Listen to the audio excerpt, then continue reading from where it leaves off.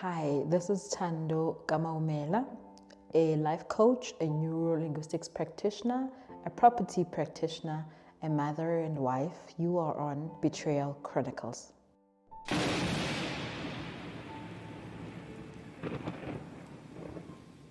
So my story of betrayal started in the year 2002 when my mother, it was my matric year, and my mom met this local man who was targeting widows. He was married before and was married to someone who was widowed prior to my mom. They had a child. My mother has been widowed by then since 2000 and since 1998, so to speak, because my father passed on in 1998. My mom's time for dating again, I suppose, had already come, and you know how African families are. There's no discussion around her dating, maybe sitting us down with my siblings to say, now I'm ready to date. I mean, my dad passed on when she was 34. Eventually, when that year came, I saw this man who kept on coming to my home, you know, or rather my mom going out with. And she tried to introduce him as Uncle so-and-so, but I was just not connecting to him. Not that, you know, as a young girl at that time, a teen, 19, it's taken that you're probably jealous of the relationship that you've already had with your mom for so many years without a man around. You're just used to the comfort of having her alone. And that was not the case. I was just not connecting to this man. He was just awkward for me. So many things were just not making sense. And because I was always this inquisitive, curious child to know what, especially the speed that he was going at, saying that he wants to marry my mom, he wants to live with us, I felt that it was too fast for a person that started the relationship at that point in time, unless my mom had hid the fact that they were already seeing each other maybe the previous years. But then when I tried to figure out through my uncles and aunts who were also close to my mom, it was a new relationship. So I tried to lay out my feelings about it to my aunt to say, I feel the relationship is going too fast. We're not introduced. She doesn't talk to us and tell us who this man is, so to speak. I did my own investigation. He used to drink in the local taverns in my area, and I found out that he was married before, which was okay. It's not an issue. People marry and divorce. You know, was okay with that there's no other woman involved, but I still could not shake the feeling of not liking him. Later on, I worked, you know, I studied, I was at varsity at that time, and then got a temp job with Baragwanath Hospital, working in the research sector.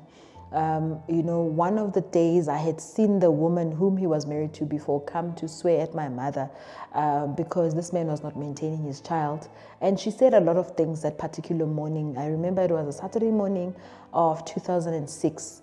And my mom was getting married to this man now. You know, she just told us that I'm going to get married whether you like him or not.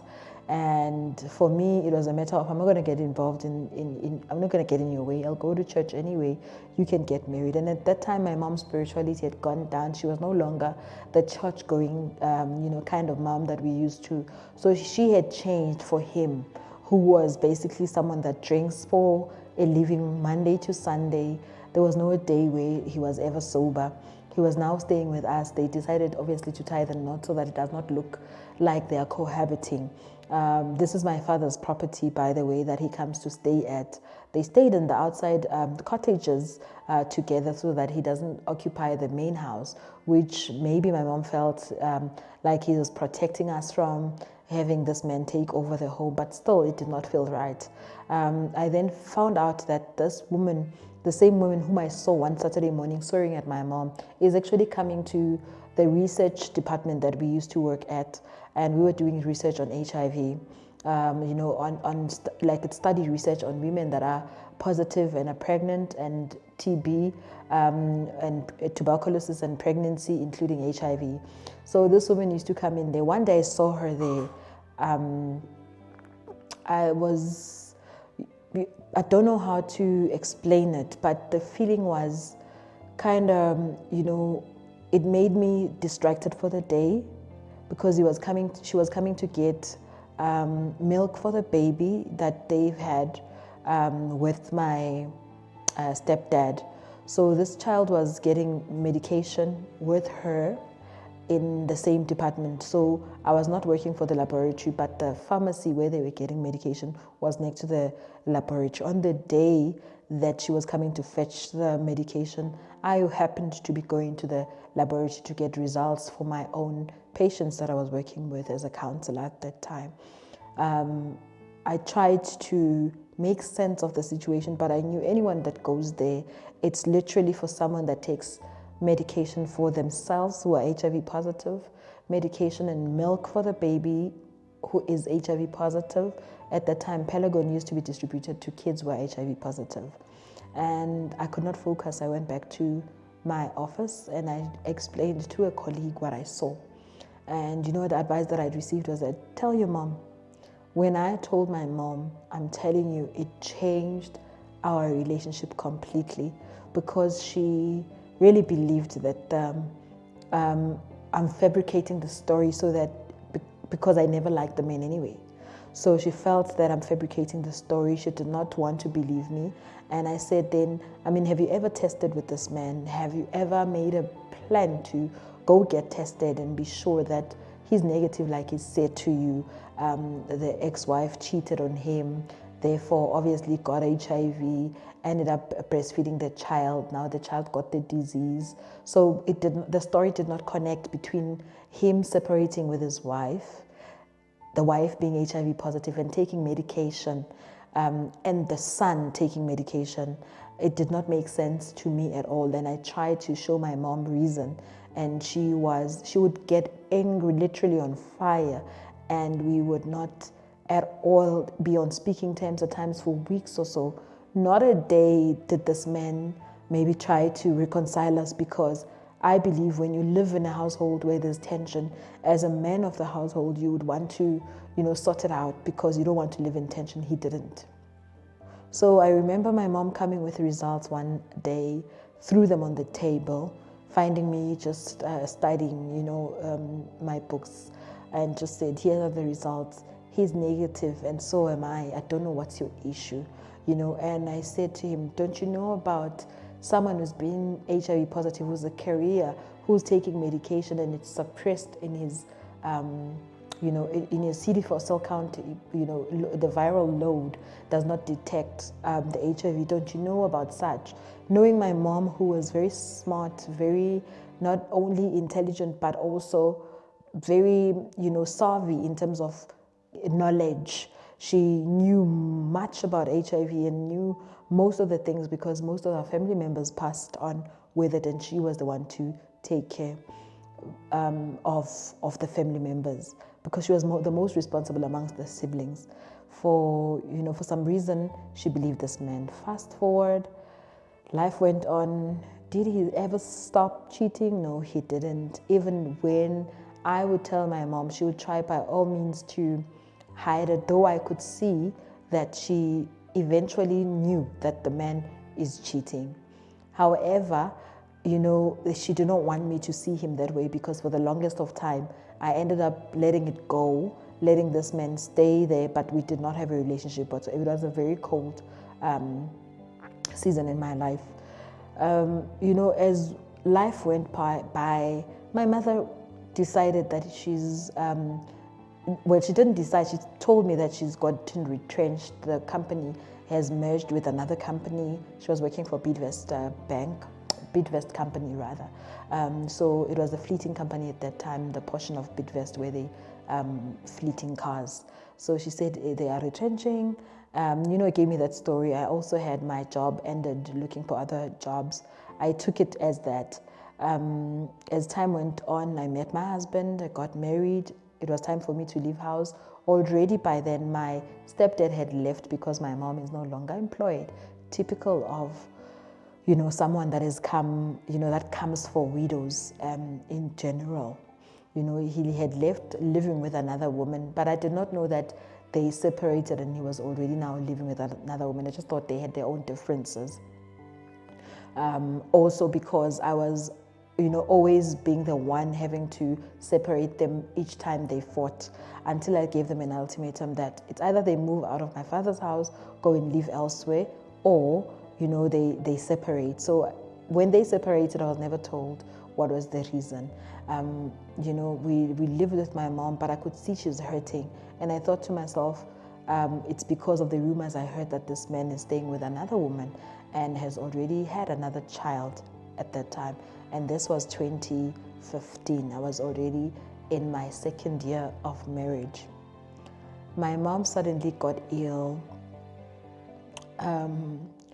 She would have, sicknesses that one would, if you are one who is knowledgeable about HIV, you would know that these are the signs. She started getting ill, but you want subconsciously to think that she can't be. She knew about this situation, and probably when she was wearing me off in the year 2006-7, she was basically trying for me not to focus on that. Perhaps she made a plan to protect herself. I let it be. It didn't take long. My child was only around 6 months. Already I'd given birth to my first child.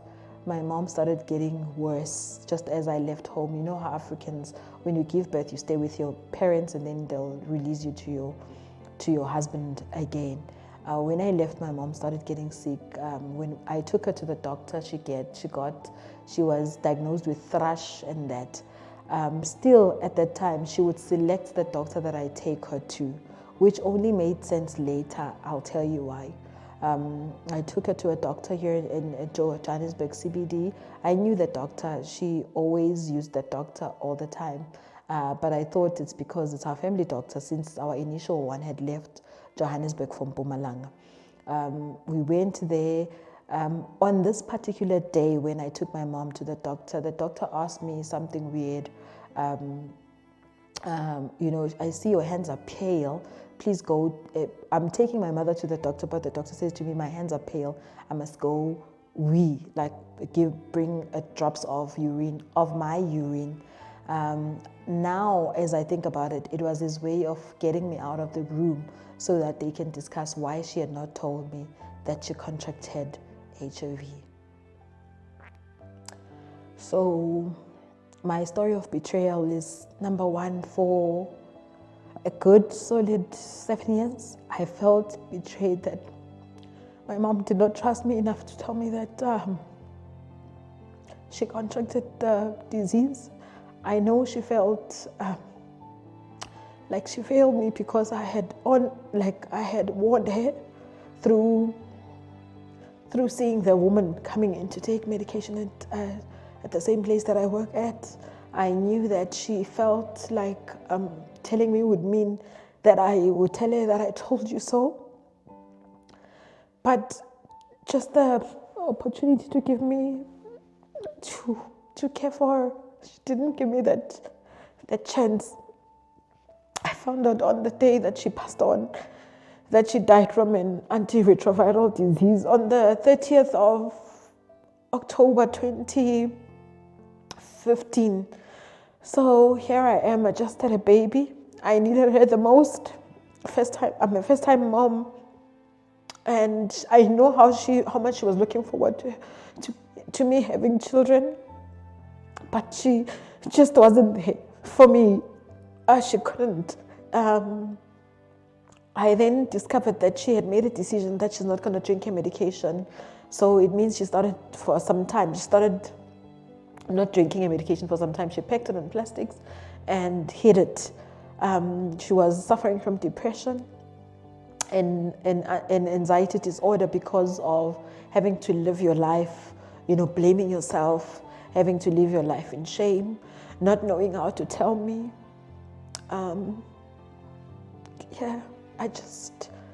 It's one of those, and I was shocked, that she did not trust me enough to tell me, or at least tell someone that could share the news with me so I can deal with the ordeal. Okay, burial happened, or rather before, as we prepared for burial, my mom was buried on the 5th of November. When I was preparing for burial, going up and down to prepare for burial, it needed his, my stepdad's involvement as well, because they were married, of course.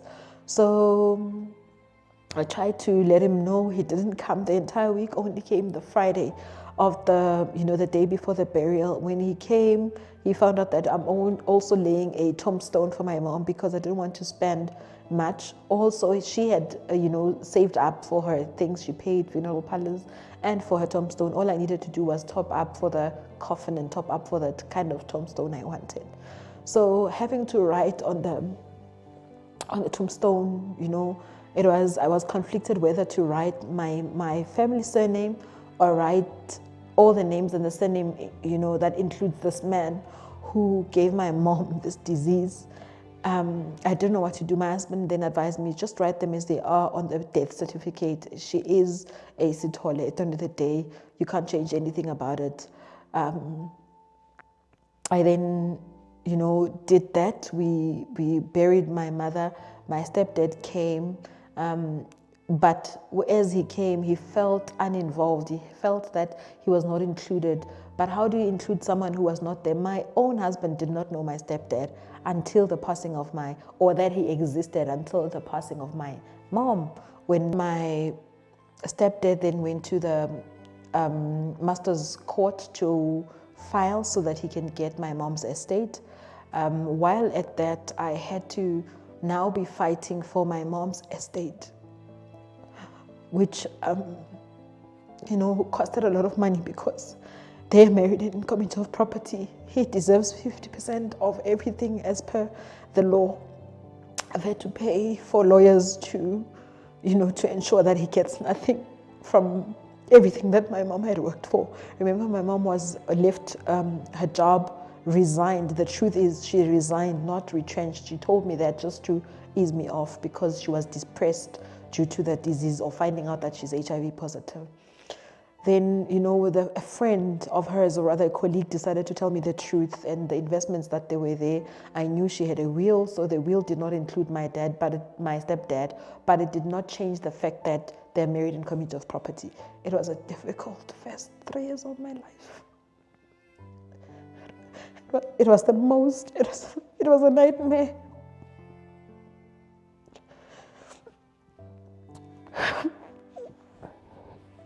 So it took me 3 years, or rather 4 years, to round up my mom's estate. My younger brother is a beggar in the streets from the age of 10, who was now arrested. So he was in prison. So during the 4 years, it was me in prison. My brother from Limpopo, the youngest, would come back so that we can do, certification of things. They give me their IDs, but the one in prison, I had to go do special visits so that I could get his signatures. It was difficult to fight someone in court for things that I believed he did not deserve, because he was abusive. Luckily, when my stepdad used to beat up my mom, because that's what I used as a case, that they separated because he was very abusive. The doctor that used to be our family doctor agreed to support us and gave me the reports. As confidential as they were, she gave me the reports to submit to Old Mutual and every other space, including the courts, to fight this man of my mom's estate. If I had not fought, it meant we lose our house, our home in Soweto, which my dad and my mom worked hard for. So anyway, time for confrontation came. I confronted my stepdad about the whole thing, because of the estate that he was fighting for. At that time, he really cared less what I thought. And my issue with him was, he still continues to infect women. Not only did he betray my mom by not giving her a choice to, give her a choice to still, have their conjugal rights, or rather to serve him as a wife, protected. He also stole my mom from me. In 2000 2022, he called in to say, can I give him my mom's ID number because he's getting married again. I have never felt so cold. I've never felt so dead.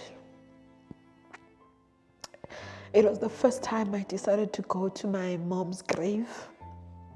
And yeah, that day I decided, let me release this guy. He doesn't have any remorse or any feeling of